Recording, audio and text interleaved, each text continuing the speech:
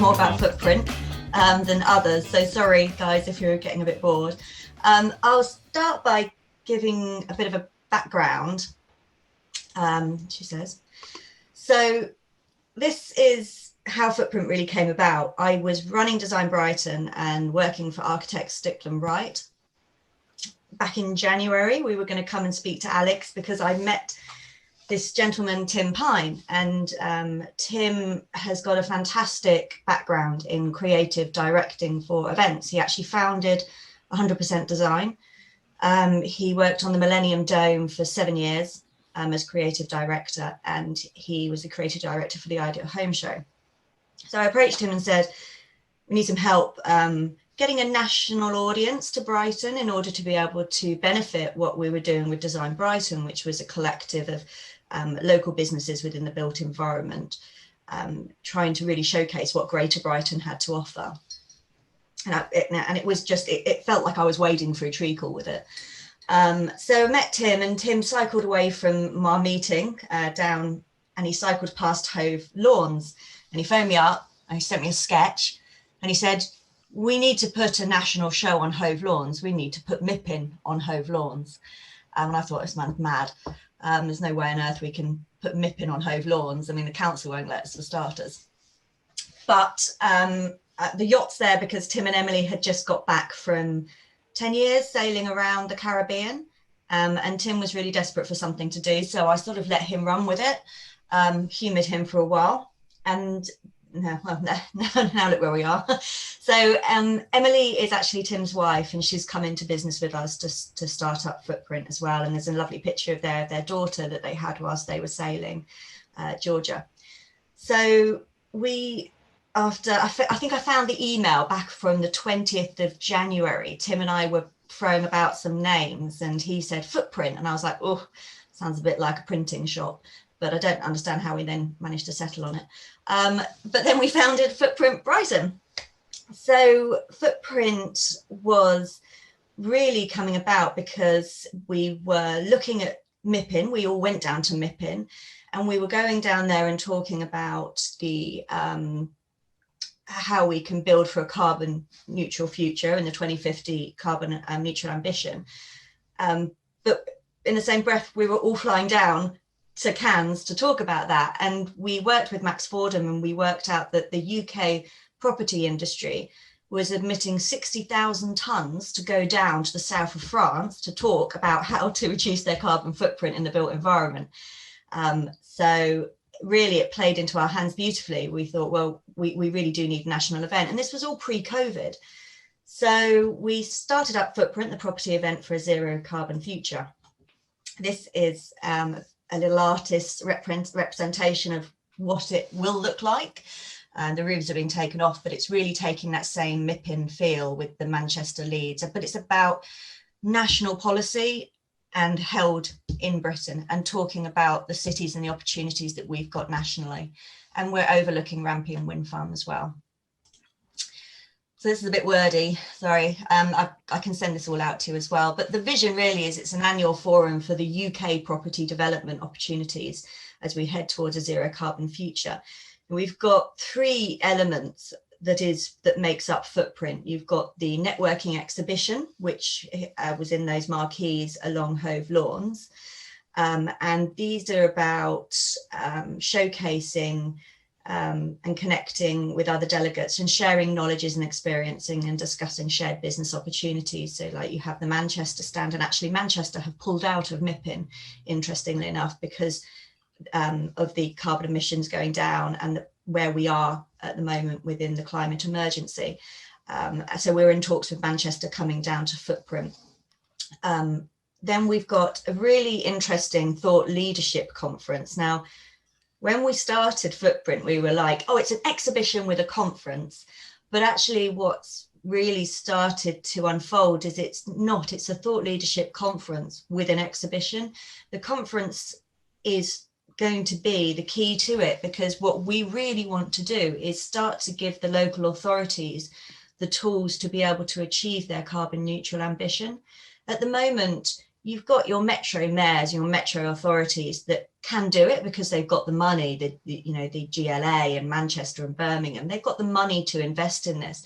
But smaller local authorities don't, and they've all pledged climate emergencies, but they don't really know how they're going to be able to achieve it. So we wanted to ensure that the conference was free to local authorities, so that they also get digital content afterwards to take back to the town halls. So the Thought Leadership Conference is being curated by Max Fordham, environmental engineers, Hilson Moran, and the Circular Economy Club. So we've brought in some heavy hitters, and we've got about 40% of the conference and speakers sort of in the wings at the moment. And we're focusing on 3 themes, which is obviously circular economy and construction materials, zero carbon energy and energy efficient buildings. And each of those themes is held in different marquees along Hove Lawns. We then have round table policy debates, because what we've noticed, we've got 3 really heavy hitter industry advisors, and what they've been telling us as developers is that the breakdown of communication between the local authorities, the developers and planners, and then the consultants, it all feels really fragmented. Nobody really knows how they're going about this, and it feels that they're being stopped at policy level. So the roundtables are actually going to be curated by King's Chambers, who we've got on board, and they're high-level debates and exchanges of ideas that shape the planning policy for the zero carbon future. So politicians are involved in that as well, and I'll talk about the political side of it that we've managed to achieve in a minute. So the roundtables are really addressing those barriers that we have in order to achieve our climate change ambitions. And then fringe events. I mean, there's no property show without fringe events, and Brighton can certainly cater for that. So we have plenty of events going on, breakfast briefings, evening receptions, dining options. And I'll talk about Brighton 1.5 degrees citywide carbon footprint festival, which is something extra we're offering to the city in a minute. But we're going to be flooding Brighton and Hove with opportunities to talk, make deals, make change, really. And this is an annual event, year on year. We don't anticipate it's going to shift the environment overnight. So Tim doing his little bit. But more importantly, we have really heavy support from Caroline Lucas and Peter Kyle.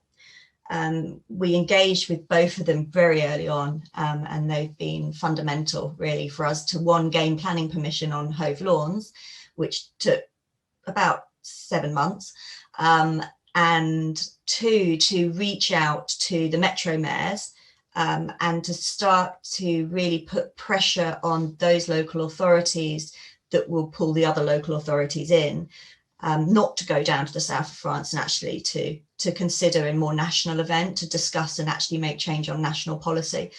So they've gone to the metro mayors, and they've also written to the Prime Minister's office, and we have, so Ed Lister is one of our advisors' friends, who's the Prime Minister's advisor. So we've got really good in there just to try and put footprint up there as a real strong contender in the annual events industry. And also we've got to consider COP26, which is coming to Glasgow in November. And COP26 is a very political event, and we see footprint as the precursor to that, and an arena that the politicians can start to form what COP26 is going to look like. And that's really what the letter to the Prime Minister's office was expressing, is the need to utilise footprint as a precursor to that. So this is a little artist representation of the exhibition hall.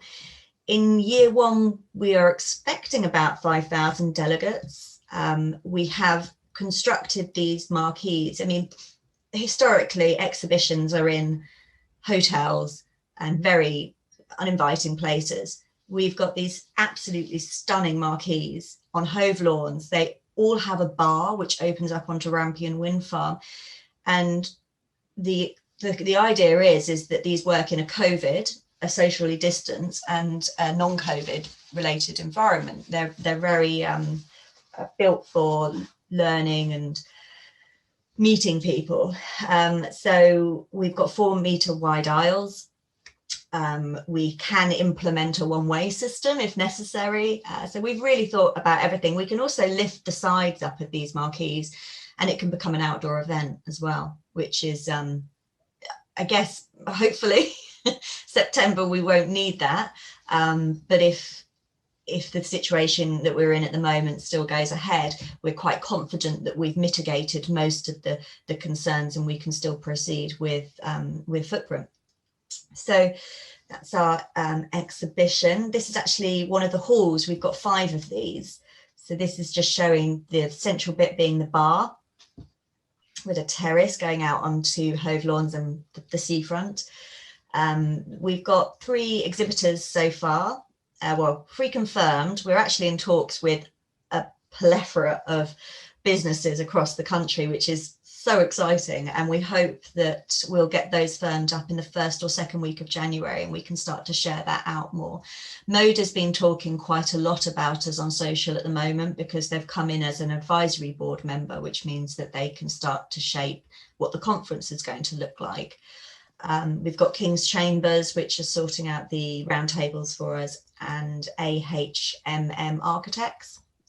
So as I say, the other reserved ones, we're just getting the contract signed, so we can't really shout about those, but I'll be able to give you more information soon. But we've got 5 of these marquees. Realistically, we think in year 1, we'll probably only fill 2 of them. We're very aware that the conference is going to probably take a lead due to COVID. There's going to be some anxiety about committing money to an event such as this. So for us, the whole thing is about getting people to see, and local authorities to see, that we're here to help. And the conference really is going to be doing that for them. So this is just some speakers that we've got on the conference. This is the first one, is the materials and the circular economy. And we're working with local Duncan Baker Brown, and also David Greenfield, who runs the Circular Economy Institute and the Circular Economy Club. And they're both really helping us shape this stream of the conference.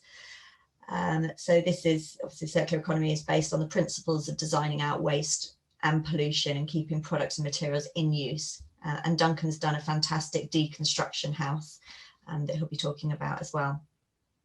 Efficient Buildings is being curated by, I always get this mixed up, Max Fordham.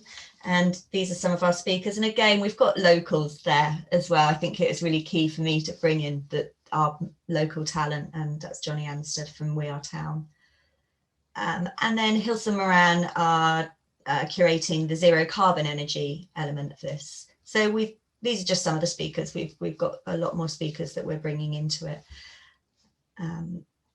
And then I spoke about, I said sort of Brighton 1.5, that's more of a community outreach to Brighton and Hove that we want to be running during Footprint, because the built environment is 40% of our carbon emissions, but there's obviously a lot more left.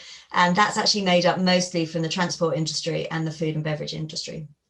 So what we want to do across Brighton and Hove, and we're also speaking to local primary schools to address the kind of pester power, because they have a national curriculum space for carbon education. So we're going out to those schools, and we're talking to the bus company, Yellow Bus, and with the council, and we're going to put facts on the pavement, on the buses, to make a carbon footprint more tangible and more understandable. 40-mile rail journey has the same footprint of 3 pints of milk.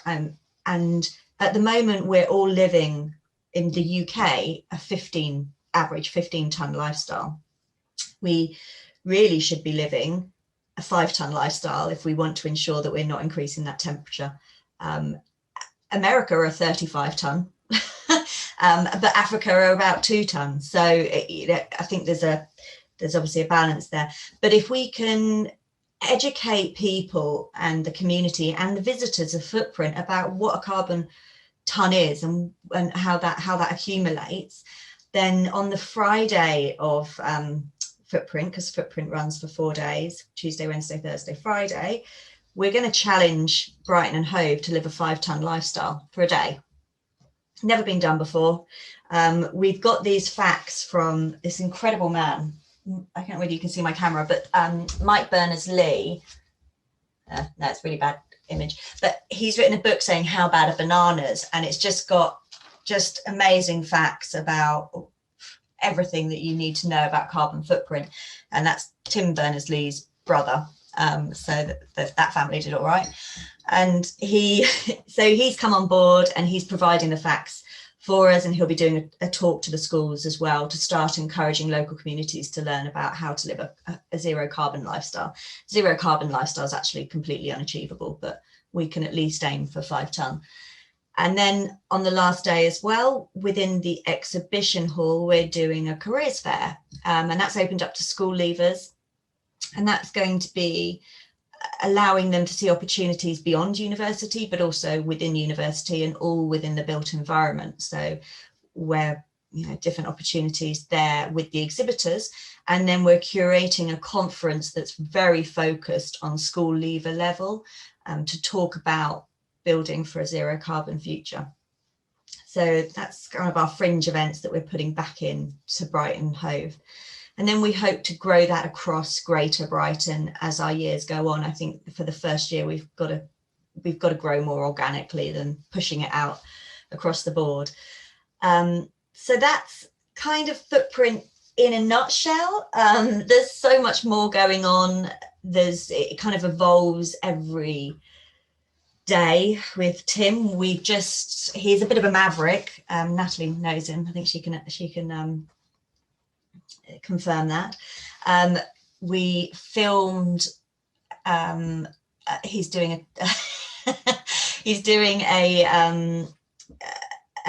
with all the speakers over the cutting cake and having a chat over the table counter series of film, and we started that Tuesday. We filmed it, so we've got some film pieces going out talking about what Footprint is and why we're doing it. And we start filming with the speakers next week. So that's going to be quite an interesting series. We're going to put that out on the website and over social as well.